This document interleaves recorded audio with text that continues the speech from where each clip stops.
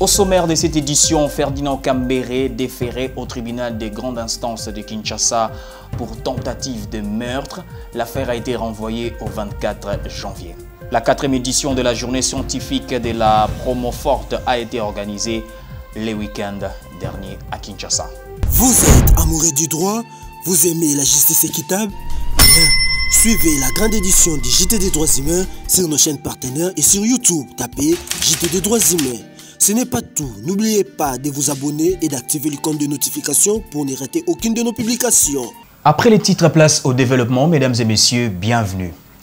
Affaire meurtre, Rossi Mukendi Chimanga, la cour militaire de Kinshasa Matete, la commissaire Karine Lokesso et ses co-accusés sont condamnés à perpétuité pour le meurtre de cet activiste des droits de l'homme. Karine Lokesso est également suspendue de ses fonctions à la police nationale congolaise. Nous y reviendrons dans nos prochaines éditions avec force et détails. Ouvert ce lundi, le procès qui oppose le ministère public à Ferdinand Kambere a été renvoyé au 24 janvier prochain. Pour irrégularité de la procédure, Ferdinand Kambere est poursuivi pour tentative de meurtre à l'encontre de son camarade du parti Ardent Kabambi. Les détails avec Chantal Kabassoa. Le tribunal appelle l'affaire inscrite sous les RP 2849. Le ministère public compte de prévenir Kambere Ferdinand. Poursuivi par le ministère public pour tentative de meurtre, le prévenu Ferdinand Kambere a comparu ce lundi pour la première fois devant le tribunal des grandes instances de Kinshasa-Gombe, siégeant en matière répressive dans une audience foraine à la prison centrale de Makala. Vérifiant sa farde, la composition s'est dite être non saisie à l'égard du prévenu Kambere, faute d'exploit. Le tribunal est non saisi à l'égard du prévenu Kambere, faute d'exploit. Le tribunal demande au prévenu s'il pouvait comparaître volontairement. Ferdinand Kambere, par ses conseils, refuse de couvrir ce vice de procédure et fait noter quelques irrégularités. Lorsque le ministère public se décide d'envoyer une affaire en fixation, renvoie auprès du tribunal et est donné citation à prévenu pour permettre à ce que le prévenu sache de quoi il lui est reproché. Nous ne comparaissons pas volontairement, nous avons. L'organe poursuivant, quant à lui, esquisse cette irrégularité de l'exploit et sollicite du tribunal de renvoyer l'affaire pour une bonne administration de la justice. Le ministère public a en outre contredit la partie prévenue pour ses observations quant à la tenue de cette audience. Le prévenu estime qu'il a été surpris, qu'il n'a pas reçu la citation à prévenir. Mais quoi de plus normal, M. le Président, parce que nous sommes organes de la loi. Nous sommes tenus au respect de la loi, M. le Président. Quoi de plus normal pour le tribunal de procéder à la remise pour permettre à ce que les prévenus, qui du reste connaît, parce qu'il était devant nous au parquet, M. le Président, Madame et M. de la composition. Il était au parquet, il sait pertinemment bien de quoi il est poursuivi, M. le Président. C'est ce dit, M. le Président, Madame et M. de la composition, votre tribunal, parce que les prévenus qui pouvaient comparer volontairement, c'est à cela, c'est à ce que la procédure soit scrupuleusement respectée. La procédure la remise. La composition présidée par le juge Landry Touka décide de renvoyer l'affaire à 2 semaines, soit au 24 janvier prochain, pour permettre à l'organe poursuivant de régulariser la procédure à l'égard du prévenu. Le tribunal se déclare non saisi à son égard et renvoie l'affaire à son audience publique à 6 semaines. Pour rappel, vendredi 17 décembre dernier, Ardent Kabambi s'était filmé le visage couvert de sang. Il affirmait avoir reçu des coups de la part de Ferdinand Kambere. Ardent Kabambi avait porté plainte contre le secrétaire permanent du PPRD pour coups et blessures volontaires. Le ministère public l'avait requalifié en tentative de meurtre en dépit du retrait de la plainte de la victime. Vous le savez, le secrétaire permanent adjoint du PPRD est poursuivi pour tentative de meurtre. C'est quoi cette infraction selon la législation congolaise? La réponse dans notre rubrique Les saviez-vous avec Maître Tichik Fataki, avocat du barreau de Kinshasa-Gombe. Lorsqu'on parle de la tentative de meurtre, il y a la combinaison de deux dispositions légales. Nous avons l'article 4 du Code pénal livre 1er qui pose les postulats de la tentative punissable, mais aussi l'article 44 du Code pénal livre 2e qui pose à son tour le postulat de l'infraction de meurtre. Et quand on parle de la tentative de meurtre, il y a bien évidemment la réalisation, soit l'intention de donner la mort qui a été préétablie par une personne, mais seulement que l'intention de donner la mort n'a pas été correctement manifestée. C'est-à-dire, l'auteur de l'infraction qui voulait commettre, qui voulait donner la mort, a été empêché par des circonstances indépendantes de sa volonté. Donc, l'auteur s'est décidé de donner la mort contre une personne bien déterminée, mais seulement que par des circonstances extérieures indépendamment de sa volonté, cette intention a été suspendue ou manquée. C'est ce qu'on appelle la tentative. Alors, donner la mort, ce qu'on appelle juridiquement le meurtre, c'est l'homicide qui a été commis avec l'intention de donner la mort. Parce que nous avons aussi l'homicide involontaire, c'est-à-dire vous donnez la mort sans pour autant que vous ayez en amont l'intention de la donner. Mais lorsque vous aviez l'intention de donner la mort, c'est ce qu'on appelle les meurtres. Ça se diffère avec l'homicide involontaire, mais aussi avec l'assassinat. S'agissant d'abord de la tentative punissable, la tentative punissable voulait à ce qu'il y ait d'abord la résolution criminelle, c'est-à-dire la résolution de commettre une infraction. Il y a aussi les actes. Il faut qu'il y ait des actes extérieurs qui prouvent à suffisance que vous avez commencé à un début de l'exécution de la résolution criminelle. Mais aussi, il faut que cette résolution, soit ces actes, aient été suspendus ou manqués. C'est ce qu'on appelle la tentative. Ce sont les éléments constitutifs de la tentative punissable. Venons-en maintenant avec le meurtre en soi. Les éléments constitutifs de l'infraction de meurtre, c'est d'abord l'homicide, les actes qui attestent qu'il y a eu certainement homicide, mais il faut qu'il y ait aussi la volonté, l'élément intentionnel qui prouve que vous aviez l'intention de donner la mort. Mais aussi, il faut qu'il y ait la réalisation de cette volonté. Par exemple, vous avez voulu donner la mort à l'endroit d'une personne par le coup d'un couteau, soit par un fusil. Il faut qu'il y ait d'abord les fusils et il faut qu'on se rende compte que vous aviez déjà engagé les balles dans vous aviez appuyé la gâchette et que la balle était partie. Mais seulement que peut-être la personne qui a été ciblée a fait un petit mouvement d'esquive et n'a pas été atteinte, quoi. Donc, il faut qu'il y ait les actes qui prouvent qu'il y avait eu la volonté d'attenter à une personne. Il faut qu'il y ait aussi cette volonté soit matérialisée par les actes que l'auteur avait posés à l'endroit de la personne victime. S'agissant du taux de la peine, le meurtre, parce que la tentative de meurtre, toute personne qui pose les actes attentatoires peut être punie comme l'auteur, même si l'infraction n'a pas été correctement consommée. Donc la personne qui a tenté d'attenter à la vie d'une personne peut être poursuivie comme si l'infraction a été correctement consommée. Et par rapport au taux de la peine, c'est la peine à perpétuité. La peine à perpétuité. Les tribunaux compétents, c'est le tribunal des grandes instances qui est matériellement compétent pour connaître de cette infraction de la tentative de meurtre. Dans un autre sujet, la Promoforte ASBL, une structure qui rassemble les anciens étudiants de l'université de Kinshasa, promotion 1993-2000, a organisé le samedi 8 janvier dernier dans les installations de l'UNPP une journée scientifique.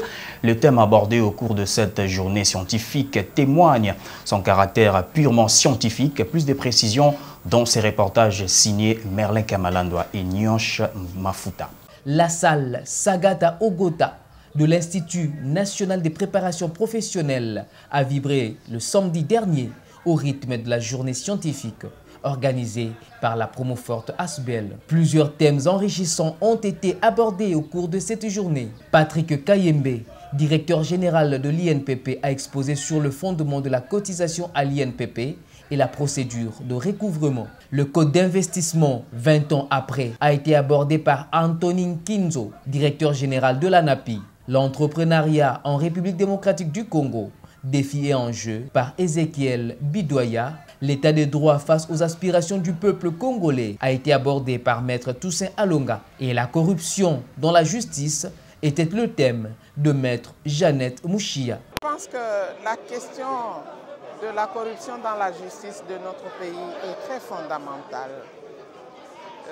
Elle implique tous les acteurs de la justice en RDC, c'est-à-dire le magistrat debout, le magistrat assis, le justiciable, ainsi que son représentant ou assistant qui est l'avocat.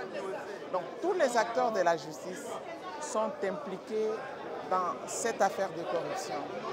Et à dire que, étant tous justiciables, nous ne pouvons pas échapper ni à la pratique de la corruption, ni à ses conséquences qui se résument en la pauvreté. La pauvreté de tous les pays, c'est-à-dire le manque de développement notoire, parce que la corruption, c'est une tare, une gangrène qu'il faut éradiquer. Malheureusement, on ne peut pas l'éradiquer. On peut, ne fût-ce que l'atténuer. Après 2 ans d'absence, la journée scientifique de l'année 2022 a été très particulière. La particularité de cette 4e édition est que nous avons privilégié les compétences internes. Alors, tous les intervenants qui ont eu la parole, qui ont animé cette journée, ce sont les membres de Promoforte. C'est dire que notre association a une très grande richesse, regorge en son sein des autorités et dans diverses institutions de ce pays. C'est pour dire que nous avons tenu à ce que nous puissions marquer d'une empreinte spéciale, étant donné que ça fait 2 ans qu'on n'organisait pas ces journées. Et vous savez, la raison, c'est dû au Covid-19. Et cette fois-ci, nous sommes revenus. C'est pourquoi la journée s'est bien tenue. La Promoforte a également remis des brevets de mérite à ses membres qui ont été promus dans leurs différentes professions et ses bienfaiteurs.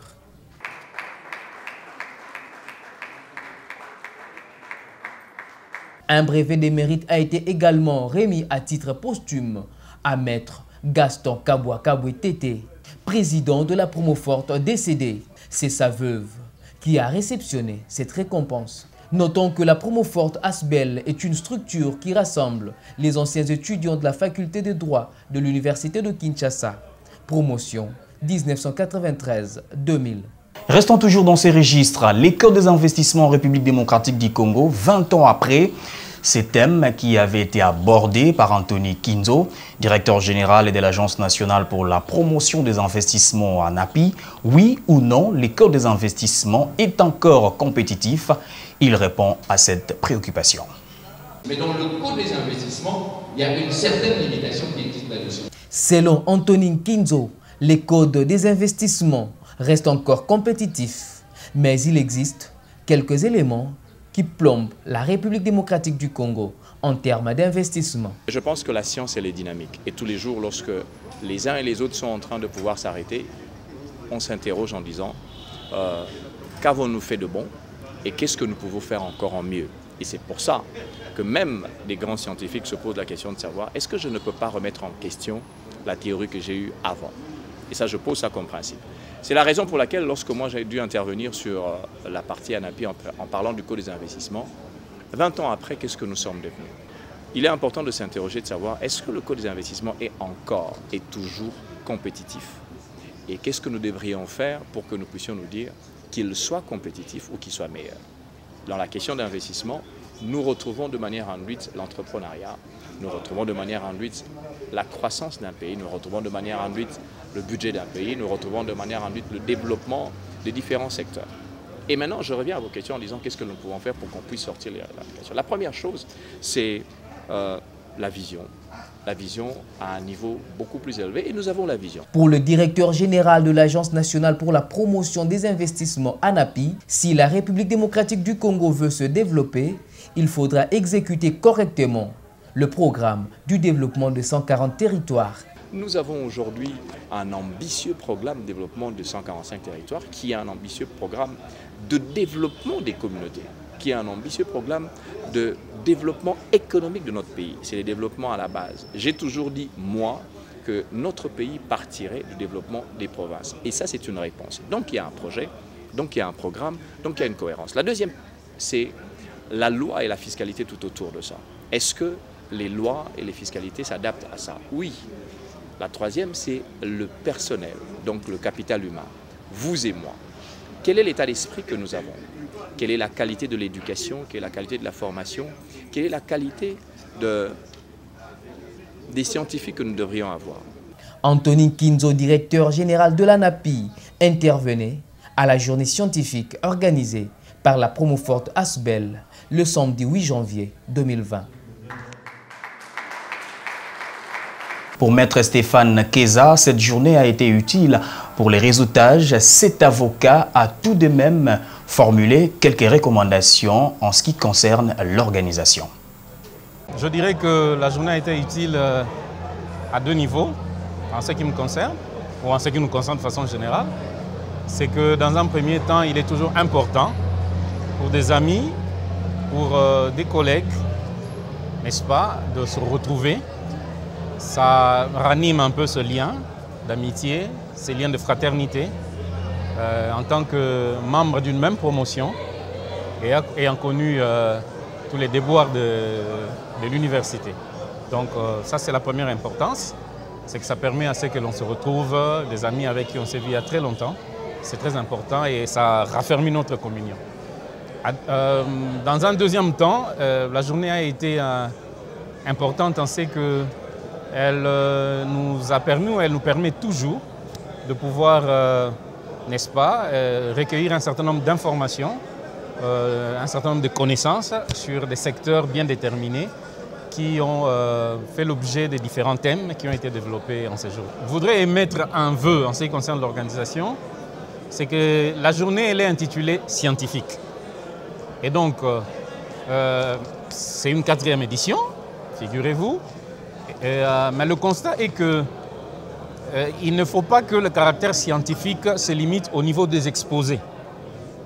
Il faut que dans l'organisation, l'on puisse, et là je formule ces vœux à l'attention des organisateurs, de la coordination de la Promoforte, pour dire qu'il faut que l'on puisse faire en sorte que les moments d'échange, parce que c'est à ce niveau-là que nous arrivons à rentrer dans le détail de ce qui a été développé, à soulever certaines questions qui n'ont pas été peut-être abordées par les orateurs.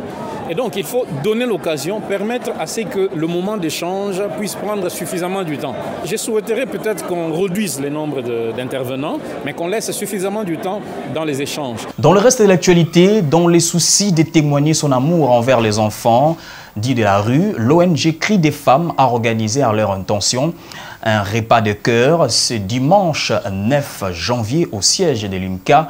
Pour les Cris des femmes, ces enfants doivent être plutôt considérés comme les enfants en conflit avec la société et non les enfants de la rue. Le siège de l'IMCA a été ce dimanche 9 janvier, l'attraction de tous les enfants de la rue de la capitale quinoise. Ils ont été les invités de marque de l'ONG Cris des femmes qui a organisé un repas de cœur à leur intention.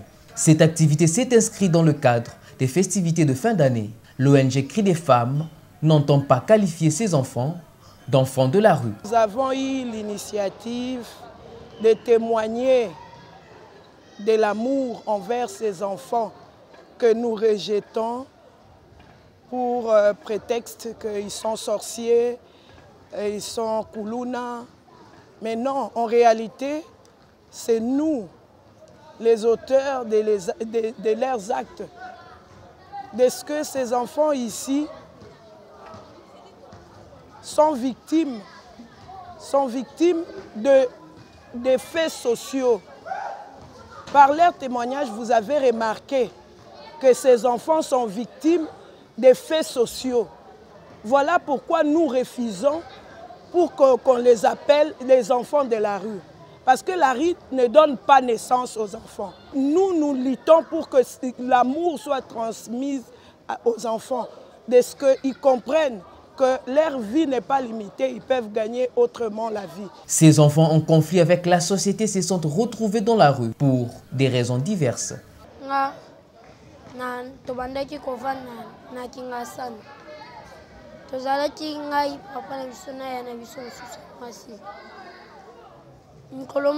Papa akena musala ba ebise ke balongole musala ndapa lobi moye ye tovanda na esika mo ezate ya kena ngola ne na biso mususu mwasi totikali na mama biso nde toanda ovanda mama anobela malade attention comment tension zwaki akufi na ndako to toanda ofutela alobi moye tona vanda na ezate. Mama biso na papa bakabwana papa eka pa ebise o papa eka pa ebise o vanela bana bia mama siliki apesi biso pa papa zo bana obokena e. L'ONG Cri des Femmes lance un appel à tout celui qui veut l'accompagner dans cette œuvre. Nous évoluons avec nos moyens de bord.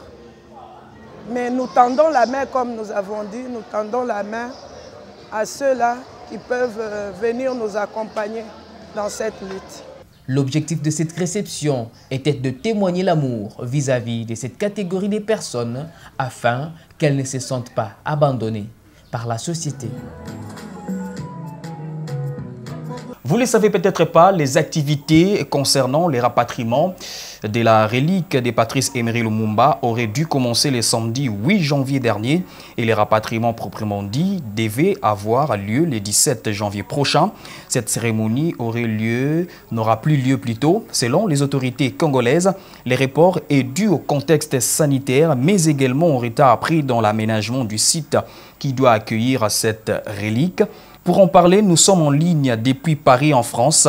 Guy Patrice Lumumba, l'un des fils de Patrice Emery Lumumba.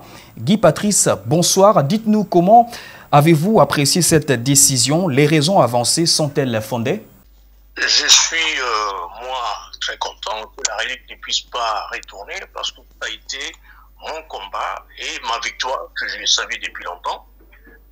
Je vais tout simplement dire à tous les auditeurs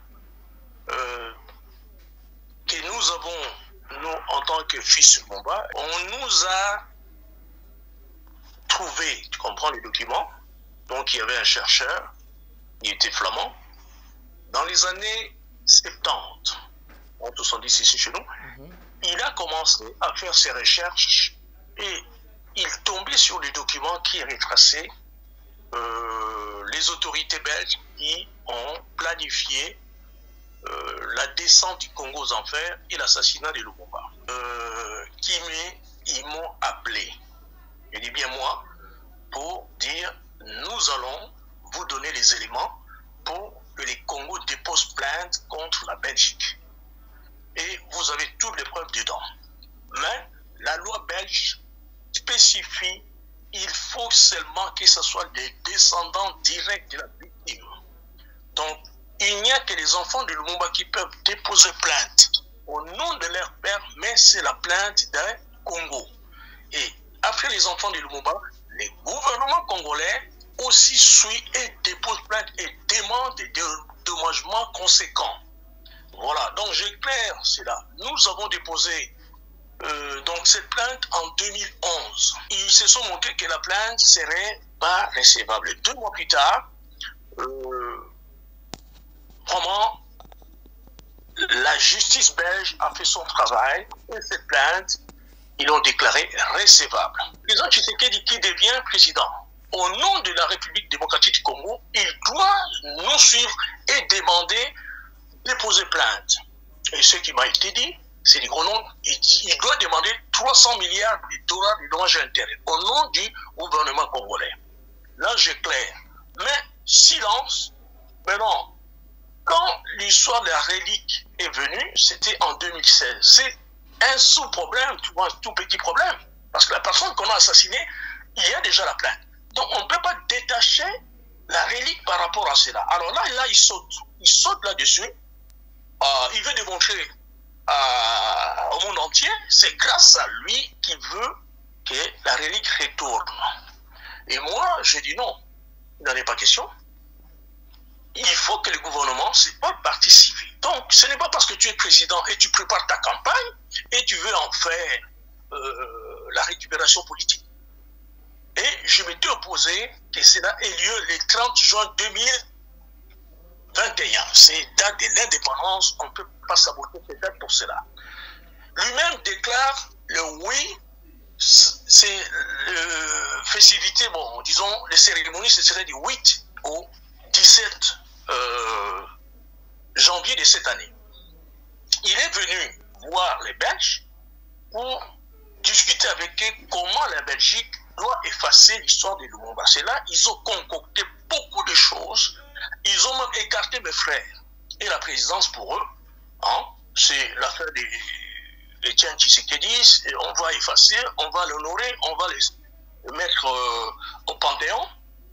Et à partir du 7 décembre, c'est là également, j'ai sorti la pétition, et dans la pétition, où je commence à informer plus ou moins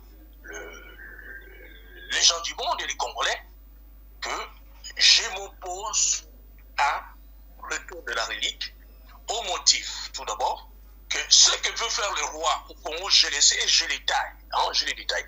À partir du moment où je fais maintenant l'autre audio, en disant si les rois s'hasardent à venir au Congo, nous allons les tuer.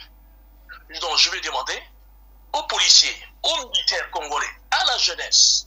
Les Belges ont tué Lumumba, tué aussi les rois belges. C'est là qu'il a eu peur. C'est à partir de ce moment-là, toute la machine est bloquée. Félix Tshisekedi étant en voyage en Turquie, tout de suite il est passé en Belgique et les Belges lui ont dit nous ne les ferons plus. Parce qu'il était censé qu'il y ait 4 chefs de l'État qui viennent aussi en Belgique. Avez-vous parlé du président de la République qui s'implique dans cette affaire? Mais pourquoi vous estimez qu'il veut en faire une récupération politicienne? Le rôle du président du Congo, c'est de se battre pour les intérêts du Congo. Les intérêts du Congo, nous voulons qu'il y ait la vérité sur l'assassinat du Premier ministre, sur la destruction du jeune République, et que jusqu'aujourd'hui, c'est que nous vivons tous, c'est la Belgique, les États-Unis et la France. Alors si lui, vous dites qu'il fait les démarches, mais c'est quelqu'un que j'ai connu. C'est-à-dire, bon, je suis là, hein, je les voyais en Belgique. Bon, ce n'est pas au jour au lendemain, tu deviens chef de l'État, je connais un peu ce qu'il pense pour le Congo. Alors ce n'est pas par rapport à ça, puis je dénonce quoi? Qui se range du côté du peuple et non pas du côté des Belges.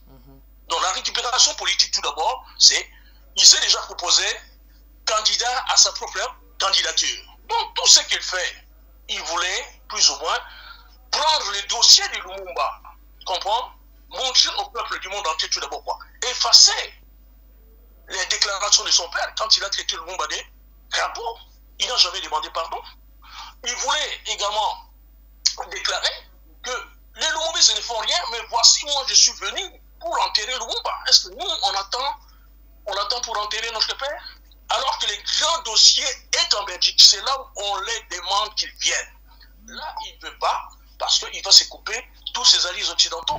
Voilà, merci Guy Patrice d'avoir répondu à toutes nos questions. Et ce journal est terminé. Merci d'avoir suivi. L'actualité reste en continu sur nos chaînes partenaires.